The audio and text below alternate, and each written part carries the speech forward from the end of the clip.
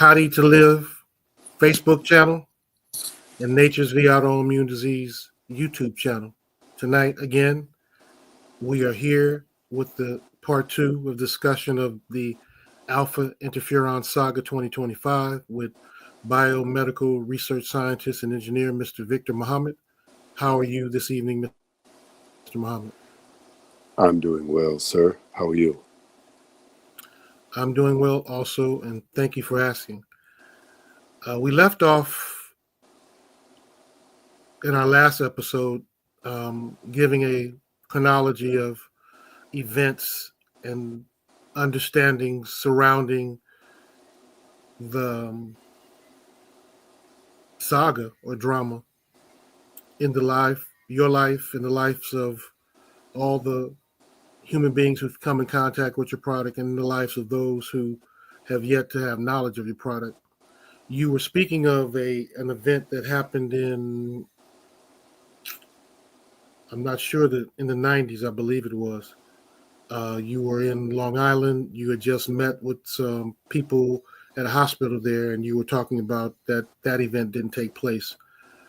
Just as a reminder of where we were, and I wanted to give you that so you can pick up from there to give us some more background before I begin asking you any more questions for continuity. The background is that Dr. Alim and I had traveled to Nassau County Hospital, Long Island, New York, to do a presentation to the infectious disease staff because they had heard about the supplement and how effective it had been in the national and international news, particularly after the Million Man March. And some U.S. news carriers had done reports on it. And I had been on many radio stations around Washington, D.C., discussing the product, mostly Miss Kathy Hughes' radio station, Radio 1. I was interviewed several times by Mr. Eric St. James, who was one of the radio personalities who worked for Radio 1. And so in all of these discussions, apparently the infectious disease staff at Nassau County Hospital caught wind of it, and they wanted access to the supplement. So Dr. Alim and I traveled there and did a presentation. The head of the infectious disease staff made it clear that they wanted the product. They wanted the supplement.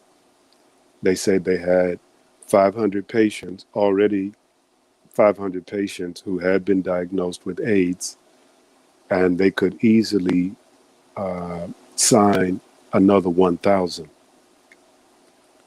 And at that time, in order to take care of my family, I was working 2 8-hour shifts at 7-Eleven so that I could take care of my wife and children. So that money would have been a much needed boost in the arm for myself and my family. But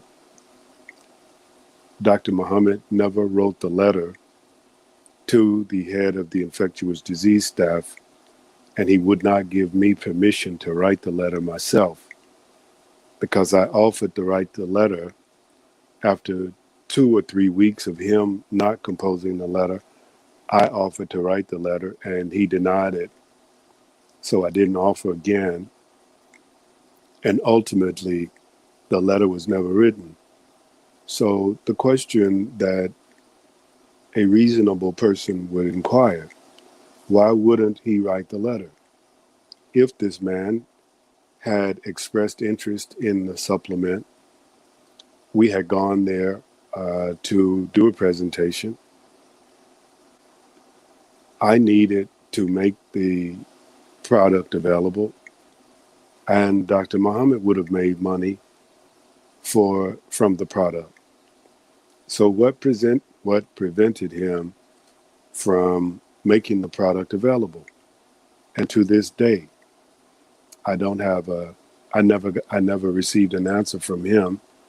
And about 2 or 3 years ago, I inadvertently spoke with him, and he wanted to do business with me. And before I would do business with him, I asked him to explain to me the reason he never composed the letter. And he pretended that he didn't remember us even going. He didn't recall doing a presentation there. He didn't recall us traveling to Nassau County Hospital on Amtrak from Union Station in Washington, D.C. He said that he couldn't remember anything like that.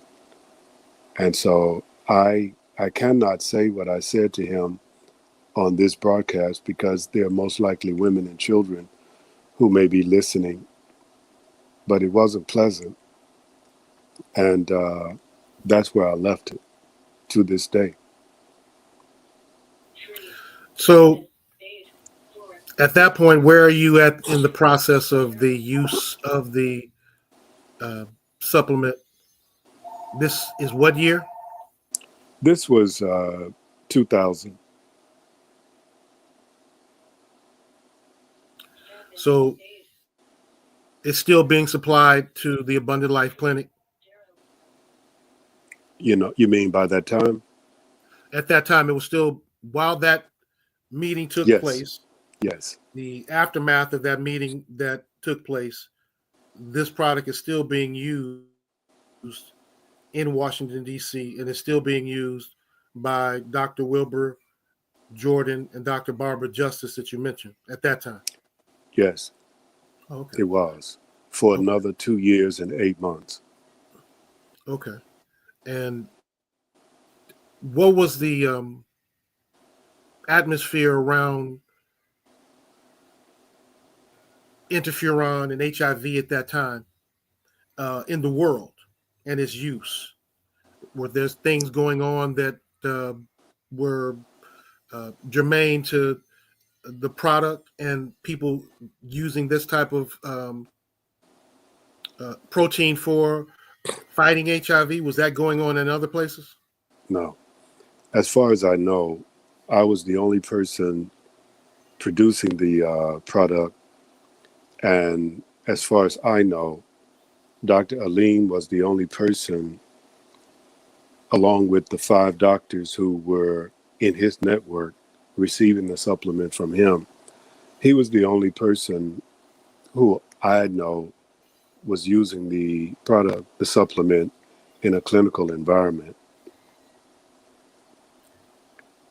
Him being, but also the other doctors that were coming to him for the product, using it in a clinical environment. And you see, what one has to understand is that by that time, we're talking about 2000, 2001, the clinical trials that were supposed to have taken place had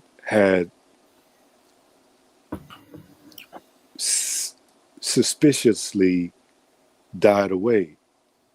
And it was orchestrated in such a way that it went away quietly. And it quietly went away, and it was done in such a way where it was so subtle that one day there was hoopla over the clinical trials. Then the next day it went silent. There was no explanation. There were no questions asked. It just quietly went away.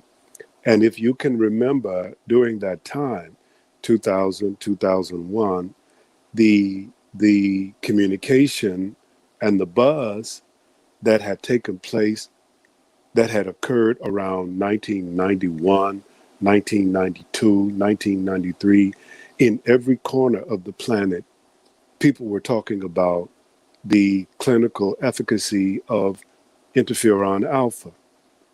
Studies were being run. in every corner of the planet. Different companies like Burroughs Wellcome, Interferon Sciences, Hoffman LaRouche, all these different companies were producing interferon alpha. Life Sciences in Texas. I went down in maybe 94, 95. I flew down to Texas. I believe it was Houston. And I met with Life Sciences. Life Sciences Incorporated. I met with them. In fact, that's where I got the name of my corporation. I named my corporation in 1998 Life Sciences of Washington because I had flown down to Texas to meet with Life Sciences Incorporated, and they were going to be one of the people who helped us to produce volumes and liters of interferon alpha. So if you compare 2000, 2001, and the environment surrounding the use of interferon in clinical environments compared to the height of the discussions around interferon in 1991, 2, 3, it was almost non-existent. It was as though someone had sent an edict that said, Right. keep interferon out of the media. No one talk about it. No one mention it. Everyone who's producing it, you stop producing it.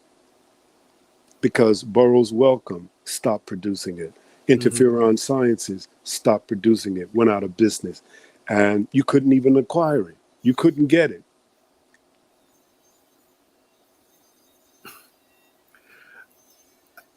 We're on the same page. You kind of got a little bit out in front of me because I wanted to ask you so we can keep the conversation flowing from historical to present time so people will understand.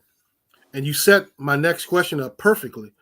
Um, with that being understood, with the history of interferon alpha being used in many clinical environments, having the success that it has across many different sicknesses, helping in promoting health in most people that it is used in, the things that they're suffering from and the things that they are benefiting from that they didn't even know. How does it go away in an environment that is producing health? Wouldn't it be a tool that you would at least keep available and people knowledge of, be first uh, uh, therapy you would use because of its efficacy and it doesn't have a great deleteriousness toward the body, maybe none at all. That would have to be almost a conspiracy for it not to be anywhere to be found in this environment, though it exists, right? Well, when Mr. Henry Kissinger was Secretary of State for the United States of America, he met with Zbigniew Brzezinski off the coast of Maryland, and they had a discussion. Mm-hmm. This was in the 1970s, and the discussion centered around the reduction of the Earth's population by 50%.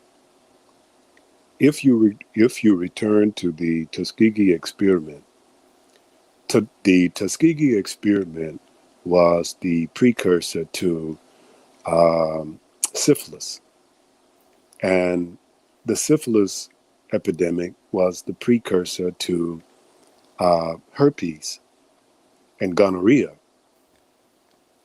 And the data from the Tuskegee experiment supported the gonorrhea epidemic.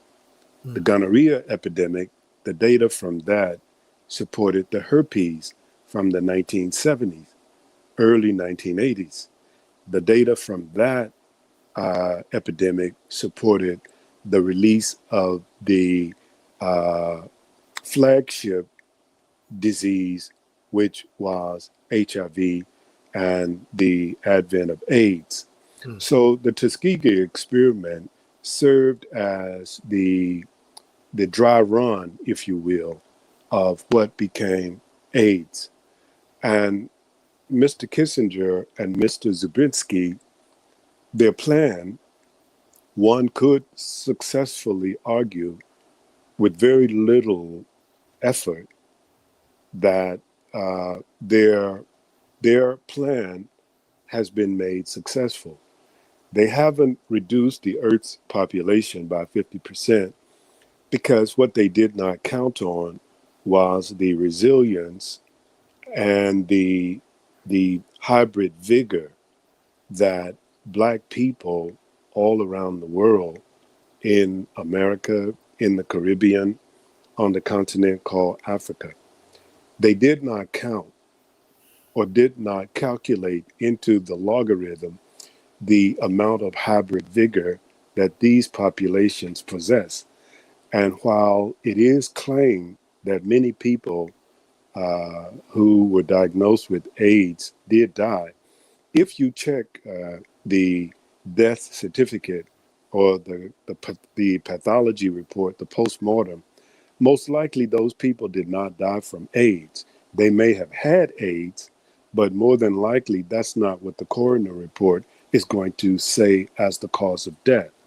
What is going to record as the cause of death was complications from antiretrovirals, complications from AIDS drugs, not the so-called disease. So one could successfully argue with very little effort that the clinical use, the clinical application, the clinical deployment of interferon alpha was purposefully thwarted and summarily removed from the theater of using it in a clinical environment. Mr. Muhammad.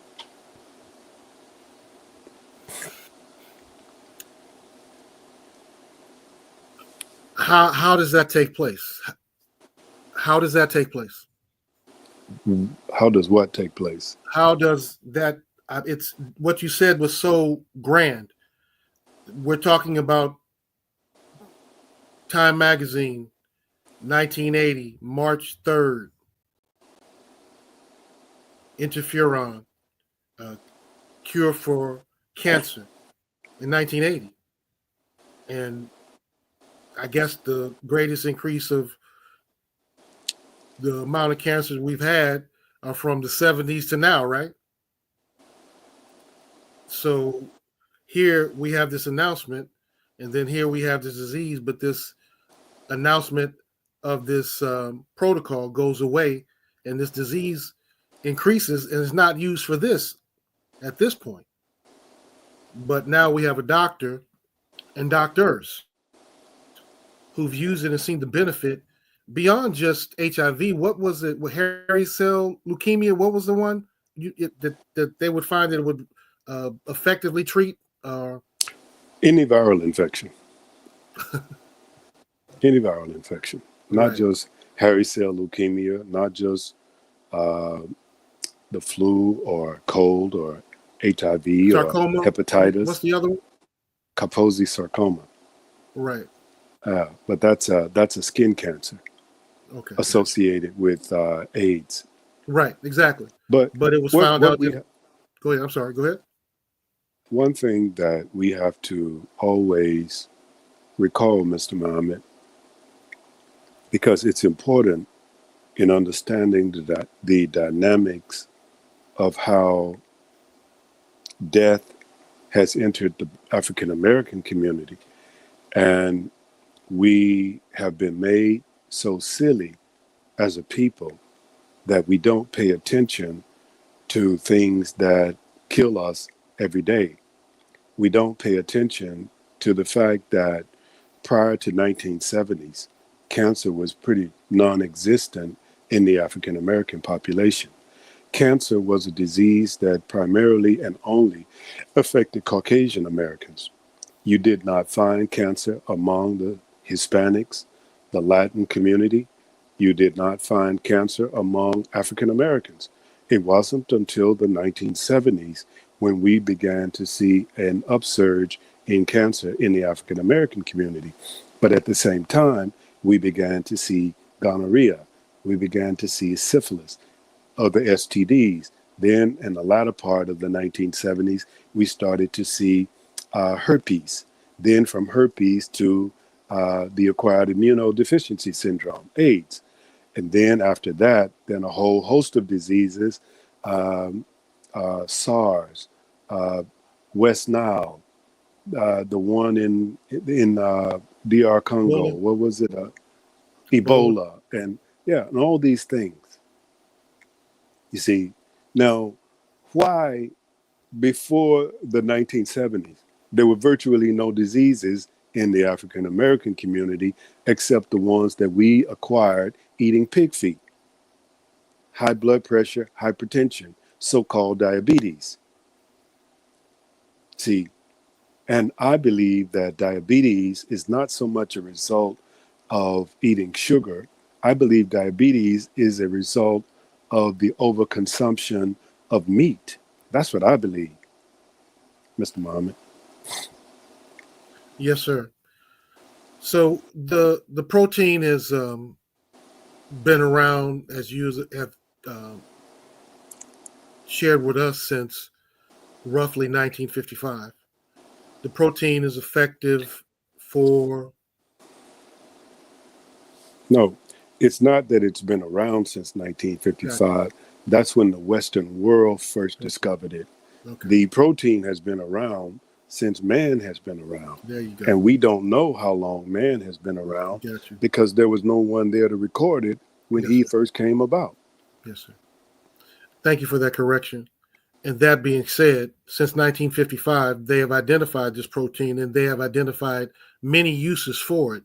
Yeah. One as simple as the best use for those who have the normal influenza that comes every year, to minimize it. Yes, sir. Just that simple. Now, something that simple and having that here and knowing that, and it still doesn't exist every day it's not even in the store. It's nowhere with all of this efficacy. Well, you have to consider the power of the group of individuals, the group of human beings that are called Satan. Go and read Matthew, Mark, Luke, John, and Revelations and see what the great master called Jesus had to say about Satan. He didn't refer to Satan as some spirit floating around in the sky. He referred to Satan as a group of individuals, people. And so that same group of individuals, people, are the same ones who are manipulating the masses today. And if we take the time to investigate why anyone, I don't care where they are, I don't care of the label they place on themselves. Satan has a characteristic. Satan has a behavior. Mm-hmm. Satan follows a pattern. They think a certain way. They make decisions even though it may cause the death of one person, 1,000 people, or 1 million people. Satan, the group known as Satan, doesn't care because the only thing Satan is concerned with is making his agenda or their agenda successful. So if it means going to the common people, regardless of where those people may be found, regardless of the organization or whatever they may be, and say to that group of people, do not take interferon alpha, do not take supplements that may be similar to interferon alpha. And you know that this is something that can possibly bring health benefits to a person, then what does that make you?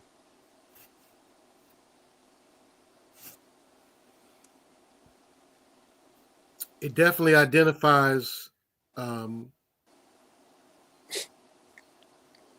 that you are not intending to bring the best you can to the people that would be coming to you for your health, because why wouldn't you offer it? And why wouldn't you? But let's go back for a minute. So you come out of that meeting, where are we on the timeline year wise? The meeting where? The meeting at Long Long Island. Island? Mm-hmm. That's around 2000, maybe January 2000. Okay. What's products are still going into the Abundant Life Clinic? Yes, sir. Any other business movement around the supplement at that time?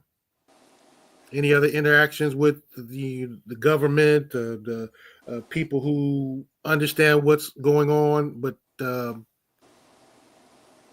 see that there's a difficulty in helping? I was invited along with my business partner. This was maybe January, February of 2001. I was invited to dinner. My wife, myself, my business partner, and his wife. We were invited to a dinner at the home of a four-star general in the United States Army in Northern Virginia. I believe it was Arlington. And they wanted my business partner and I to do a presentation on the supplement. So we traveled to their home, the home of the general. That general was stationed in the White House. That general was right under General Colin Powell. We had dinner, the four of us had dinner. No, the six of us, because the general and his wife also attended the dinner. And the general's son was he served the dinner. So what happened, I did the presentation on the science behind the supplement. They found no problems with it. They they had no concerns with the science. They did not question the science. Then my business partner did a presentation on the returns that could come from a sizable investment in the production and distribution of the supplement. So after my business partner had done his presentation, I will quote to you what the four-star general said. He said, and I quote, "I know that everything you have said is the truth. But if I help you, it will mean my career." End quote. There was discussion that took place after that. But once a man has said that to me, I really don't have any more to say. So I was a gentleman and I remained civilized for the rest of the night. But I didn't have any more to say. But I did appreciate him being candid, because 99, because every other person with whom we had spoken, they didn't even say that. But once we left the meeting, we never heard from them again. But at least this man had the courtesy to be honest with us.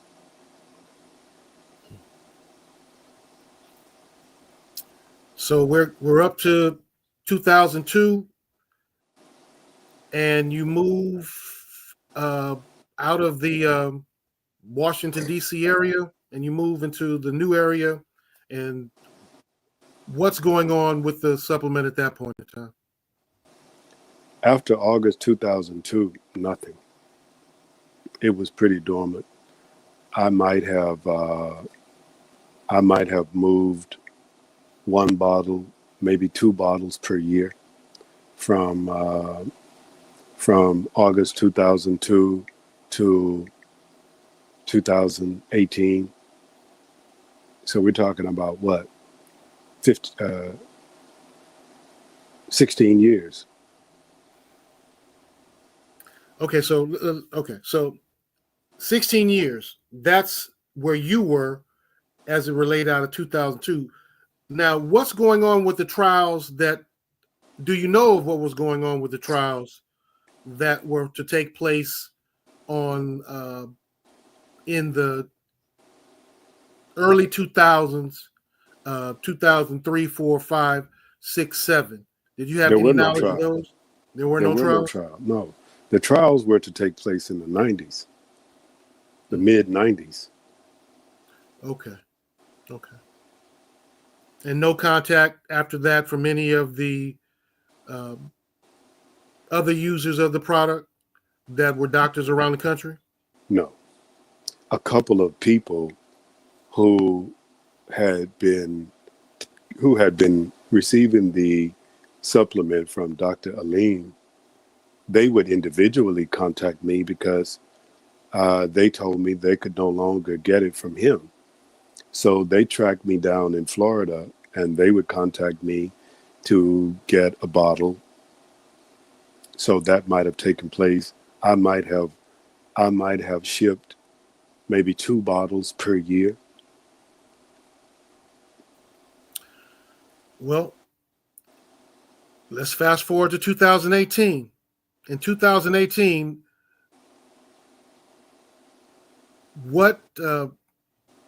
how did the resurgence of the use of your supplement begin? Because we have in the world 16 years of use behind the scenes, because we do know that there are people who've had things like multiple sclerosis and other issues that where interferon is used, and we do know that there's many volumes of studies that you can go to NIH and read. However, we don't see it still readily used or spoken of. This aspect of it seems to be where all of our learned doctors have failed. And when you talk to most of them, do you find that they even have a knowledge of this protein? I think most clinicians do. I think that, okay, let me explain it this way. I'll give you a parallel. I hope that it works.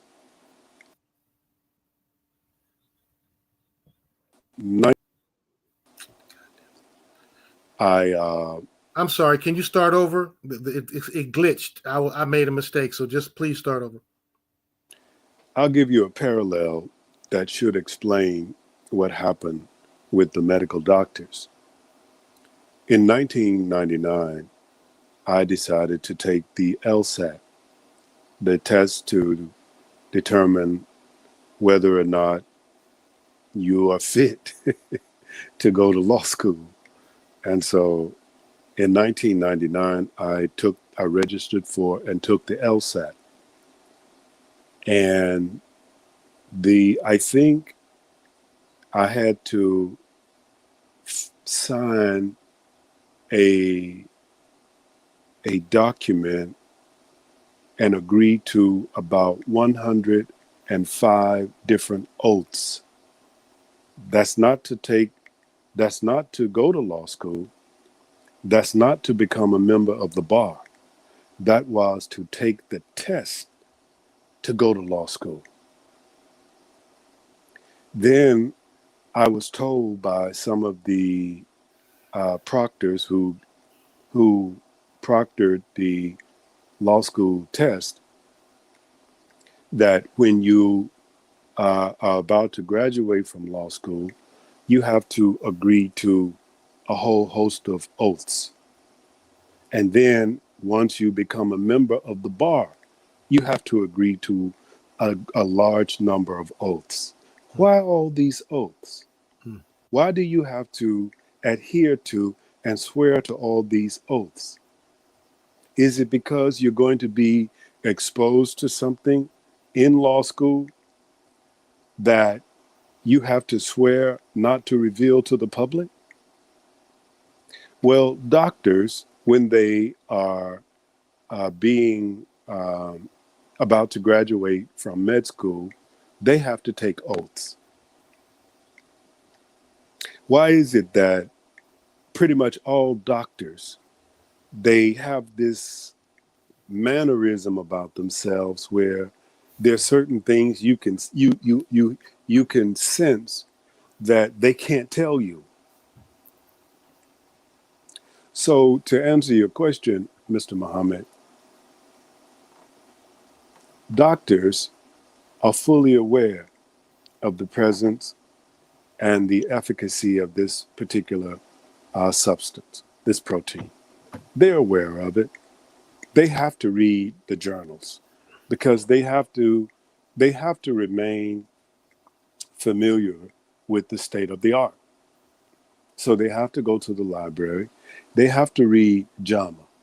They have to read the proceedings of the National Academy of Science.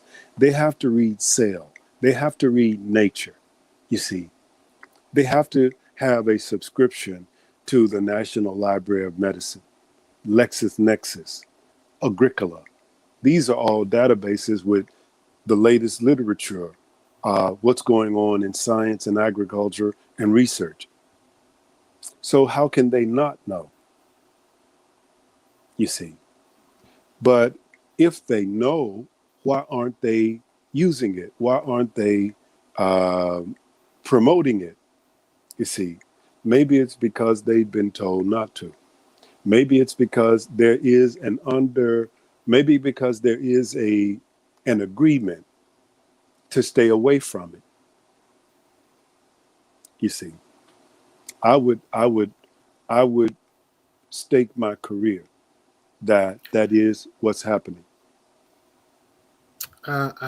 I, I could see that being the case. I wanted to present this though in my mind in the years um, that I've been able to speak with you um, very intimately about this and the nature of these proteins and their ability to heal at the cellular level, and its use seems to have the characteristics of that if you use it, you just get completely healthy, not just dealing with the issue that you've diagnosed yourself, been diagnosed for by whatever means, but other things that were taking place in your body seem to correct themselves also. Saying all of that, I have had the thought that, wow, if you use this, how much of illness would not exist if you just used it for whatever you were using it for as a prophylactic? How Hmm. what all would not exist? I mean, what could we get rid of?